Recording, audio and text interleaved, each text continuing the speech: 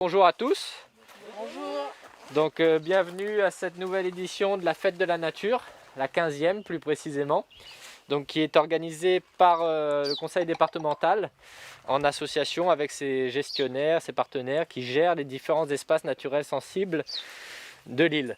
Donc là on est sur l'espace naturel sensible de Cap-Blanc, qu'on appelle aussi l'ENS des Hauts de la rivière Langevin, qui est gérée par la Fédération départementale de pêche. La randonnée en elle-même, elle est relativement facile. Elle fait 5 km aller-retour. On va faire aux alentours de 200 à 250 mètres de dénivelé positif. Et on va d'abord traverser des parcelles anciennement cultivées, certaines qui sont encore plus ou moins entretenues. Et plus on va progresser dans le sentier, on va rentrer dans un milieu forestier de plus en plus préservé. D'après vous, elle est où l'eau? Voilà, elle est à une dizaine de mètres sous nos pieds.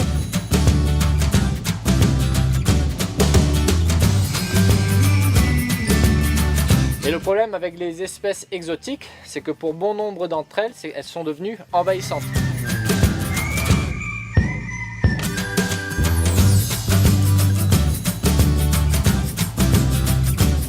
Donc là, on est au pied de Grand Coude. On a des vues aériennes, c'est assez impressionnant de voir cette route sur un flanc de falaise.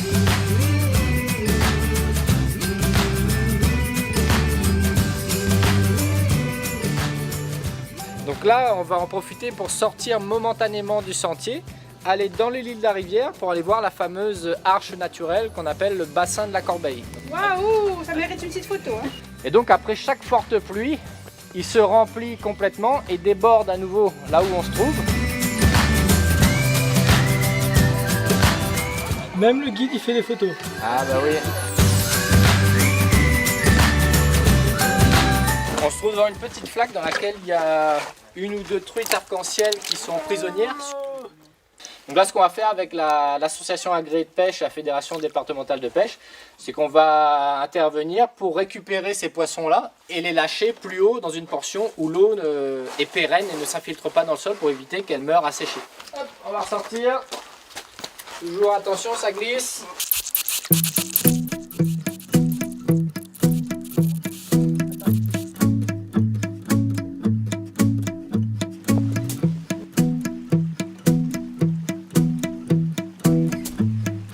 On arrive au point de vue de la cascade, là, c'est juste là, vous avez fait le plus dur. Donc ici, nous trouvons devant notre première parcelle de restauration écologique. Cet arbre-là, l'arbre à Monandroptera. Il faut regarder, lever la tête pour en trouver.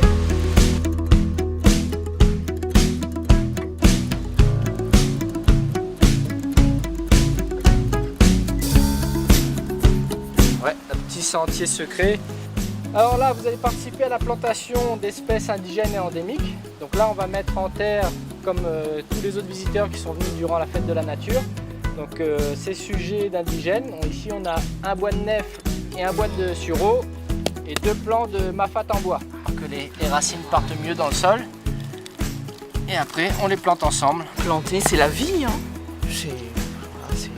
Je pense que c'est un plaisir. Mais voilà. Voir cet arbre grandir, dans 2 ans je reviens.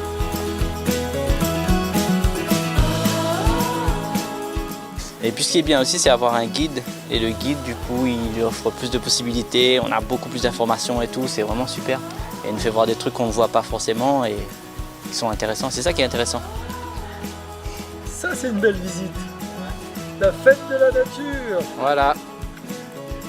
Donc quand on voit la nature et 1000 regards, justement, c'est ça aussi. On peut voir les grands panoramas, mais on peut s'arrêter sur des choses beaucoup plus petites et l'infiniment petits avec des insectes, justement. Et là, on a vraiment beaucoup de chance de tomber sur cette petite menthe religieuse. Donc c'est ici que se termine la visite. J'espère que ça vous a plu. On propose des visites guidées toute l'année, pas que pendant la fête de la nature et les week-ends nature. Donc les gens peuvent nous contacter directement à l'association agréée de pêche et nous réserver une visite guidée sur site. Donc il y en a qui disent qu'il n'y a pas toutes les saisons à La Réunion, qu'on n'a pas l'automne. Je vais vous prouver le contraire. À La Réunion aussi, les feuilles elles tombent.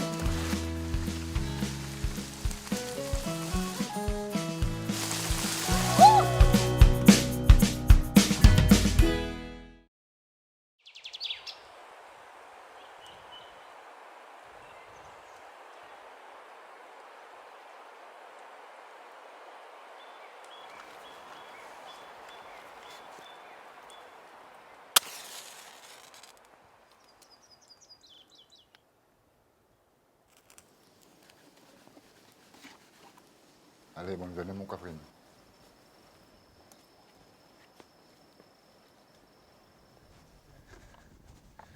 Bonjour. Bonjour.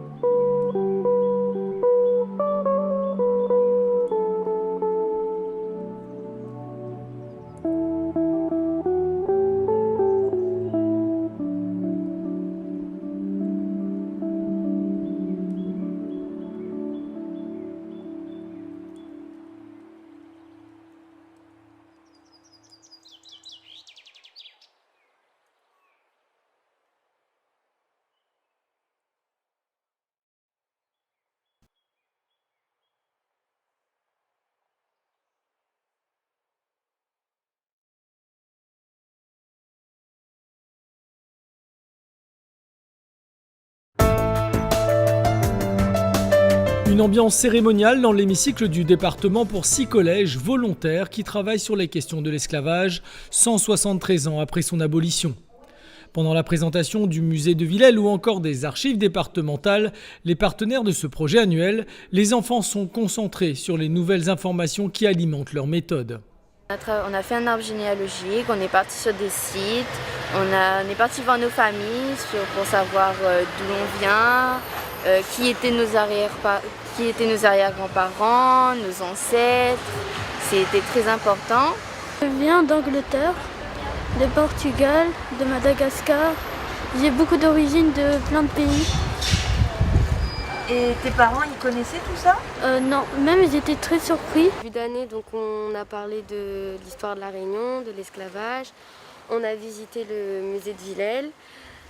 Donc ça nous a permis de nous sensibiliser et d'apprendre plus de choses sur notre histoire. Depuis 2013, des collèges s'investissent dans cette action départementale qui vise à faire grandir nos jeunes avec leur histoire. Comme le département le fait systématiquement à chaque grand rendez-vous autour de la question de l'esclavage, d'associer les mamailles sur quelle est leur perception aujourd'hui de cette loi, comment ils le vivent au quotidien et comment nous, qui sommes tous héritiers d'une histoire commune, eh bien, nous avons cette perception plurielle de la question de l'esclavage et la notion de crime contre l'humanité. Objectif de cette étape, comprendre l'importance de la loi Taubira qui reconnaît la traite de l'esclavage comme crime contre l'humanité.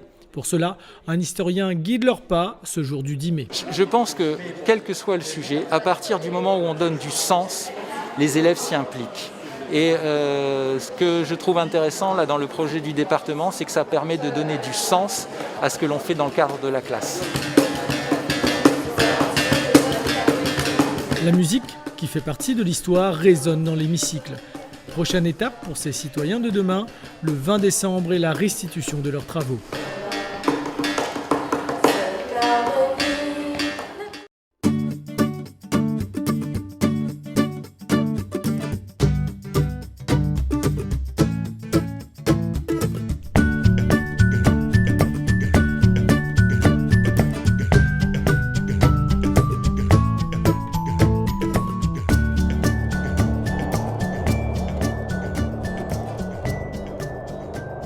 Cette plante médicinale porte décidément bien son nom, le change écorce.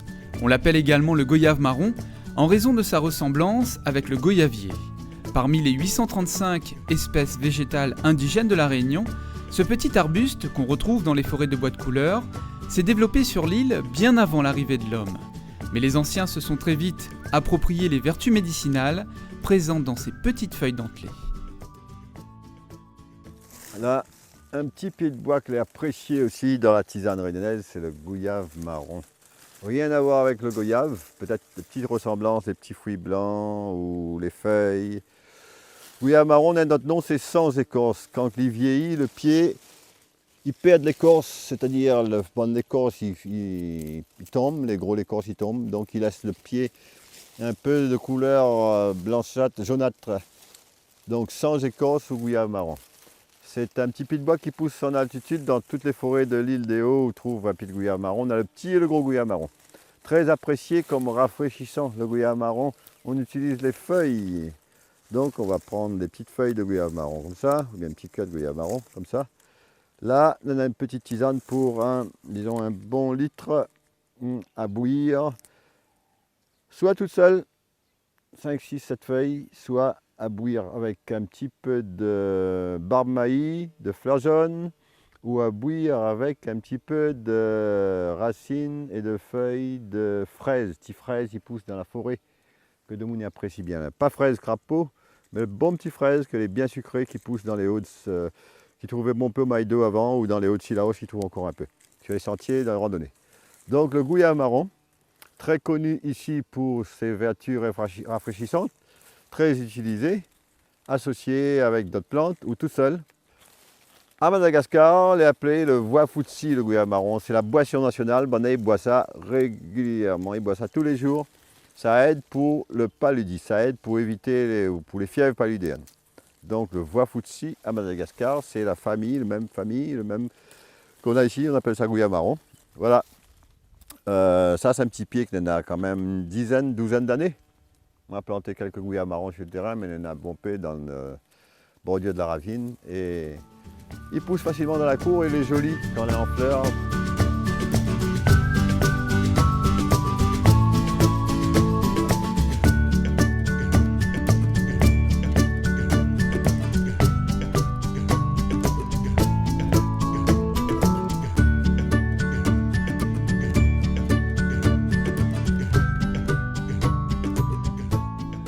Troisième préparation, décoction. Là, nous va prendre l'eau froide que est là, nous verse dans la bouilloire. Et dans cette bouilloire, en même temps, nous va mettre des plantes, une décoction de zambaville, par exemple, des zambaville et fumeterre. Zambaville et poc-poc là pour se laver. Là, nous fait un petit peu de plantes comme ça pour à peu près 1,5 litre, 1 litre et demi. Un bon litre et demi. Là, c'est dit bien décoction pour le bain. 1 litre et demi. On peut rajouter un peu de poc-poc dedans. Regarde bien le poc-poc, c'est poc-poc. C'est poc-poc. Marmaille qui ne connaît pas poc-poc. Alors là, pourquoi c'est appelé poc-poc? Il trouve ça dans le carocane, mais pas dans n'importe quel carocane, parce qu'il y a un poison pareil pour toute plante. Donc, veuillez bien à ne pas ramasser n'importe où le poc-poc. Très bon pour le psoriasis, très bon pour les problèmes de peau. Là, nous faisons une petite préparation, nous pouvons rajouter là-dedans d'autres plantes, mais là, c'est pour montrer comment on nous fait une décoction. Donc, nous la verse de l'eau. Nous la verse de l'eau dedans. L'eau est froide. Nous mettons les plantes dedans. Nous recouvre la casserole, le bouillard. Normalement, ça se fait dans une grande marmite, dans une grande casserole. Nous fait ça pour 5-10 litres. Là, c'est démonstration. Nous chauffe, nous laisse de l'eau bouillir. La décoction dans 5-7 minutes, 10 minutes. C'est bon.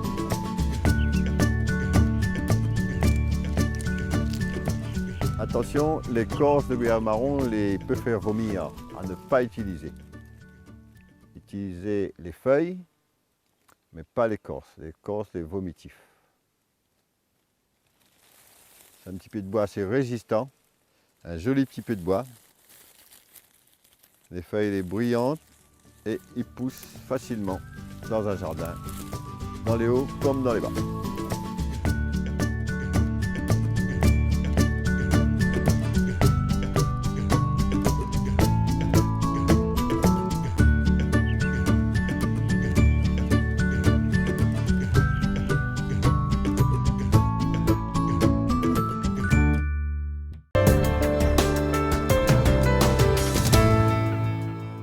C'est à l'entrée de cette enseigne de bricolage que le département, l'ONF et les représentants des 3 magasins Leroy Merlin inaugurent l'exposition à travers 1001 regards. Ce qui est important, c'est que le grand public puisse comprendre que la forêt, le milieu naturel de la Réunion, c'est un milieu qui est grandiose, qui semble fort, mais qui est fragile.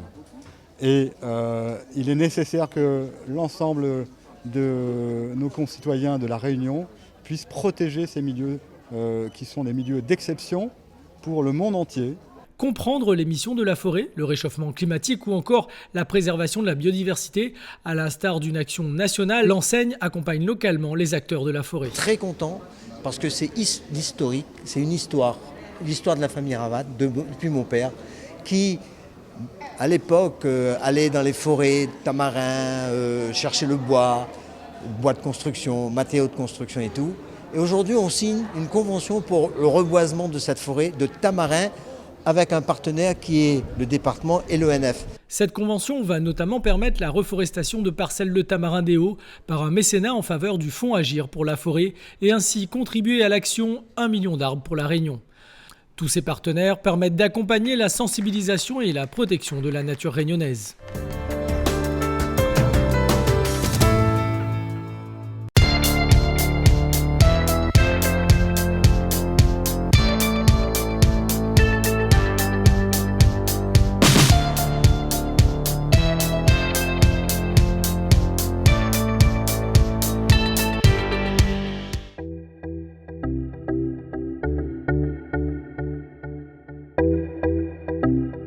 Nous sommes sur la route d'Ilataqua, donc la départementale 242, qui a pour vocation première de désenclaver le village d'Ilataqua.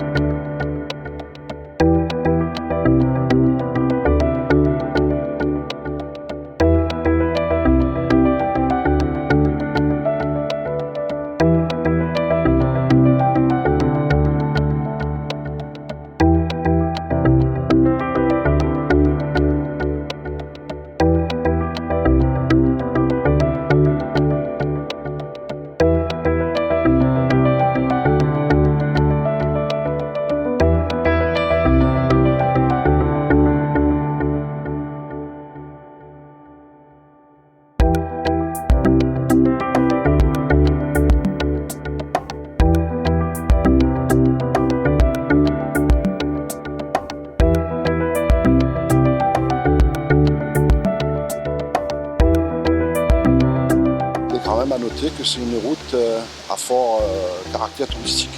Le départ de sentiers, notamment vers le col du Talbit et Marla, on y trouve des sites de canyoning sans être prétentieux mais mondialement connus, tels que le Fleur Jaune, Ravine Ferrière, etc.